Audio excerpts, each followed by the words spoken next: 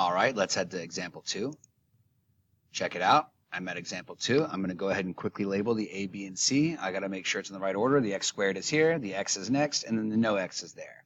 So we're in the correct order. Again, this is mathematical, being able to identify these numbers. A is 3, B is negative 10, and C is negative 8. Again, you are going to be expected to know this. You are expected to know that A, B, and C, how to pull that out from there. Factor out a GCF. There's no GCF for this one, so we don't have to worry about that. There will be examples that do have GCF, so I don't think it's useless so far. Multiply the first and last terms together, so that's 3 and negative 8, which is negative 24. Cool. We have negative 24. And now my question is, think of the factors that multiply to give you AC. Okay, that's confusing. And add to give you B. Okay, AC just means A times C, which was 3 times negative 8. We already did that, negative 24. And B is our middle term, negative 10. So I'm going to write the factors out for 24. I'm going to ignore the negative for now. So I have 1, 24. I have 2, I have 12. I have 3, I got 8. And then I have 4 and 6. These are my factors. And now I got to ask myself, which of these add up to essentially 10? And this one's very interesting because I have a 2 and a 12, which could probably combine in such a way to give us 10, and a 4 and a 6, which could combine to give us a negative 10. So let's figure out what we got to do. I'm looking at this, and since this is a negative 24, and there's going to be a negative 10 left over, I kind of, with my instinct, know, okay, I got it. This is going to be the 2, negative, and negative 12. How do I get that so quickly?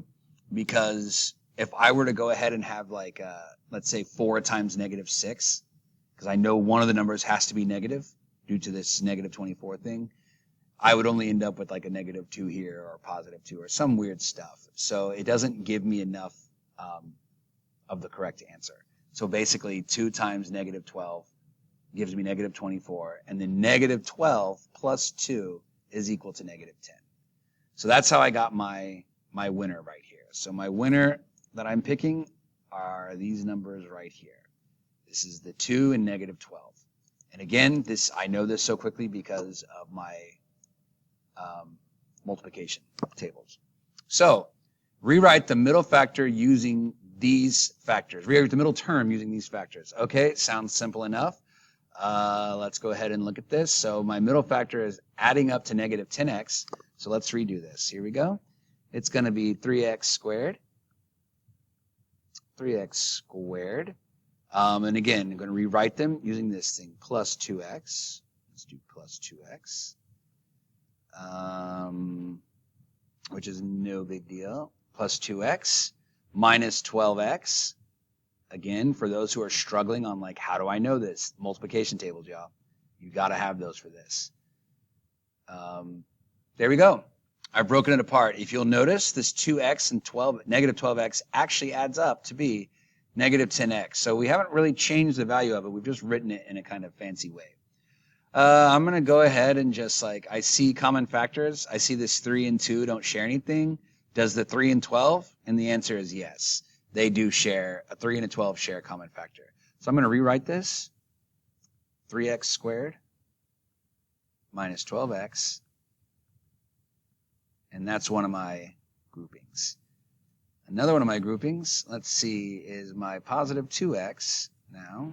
Positive 2x minus 8. Cool, that's my groupings. So no big deal. Yeah, let's go ahead and factor this out. So I'm going to go ahead, and again, if you're lost on factoring, consult October 11th.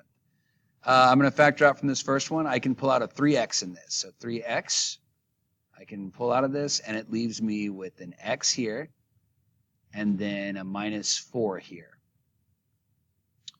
I'm going to go ahead and pull out a 2 on this one. In this case, it's going to be a positive 2, and that's going to leave me with an x minus 4. And you will notice, if we did this work correctly, these two should match, and they do. So this one and this one match. And now we can factor that out. So let's factor this garbage out. And this ends us with 3x plus 2. 3x plus 2. If I can write this, which y'all know I can't, as one of our terms, and then another one of our terms is the x minus 4.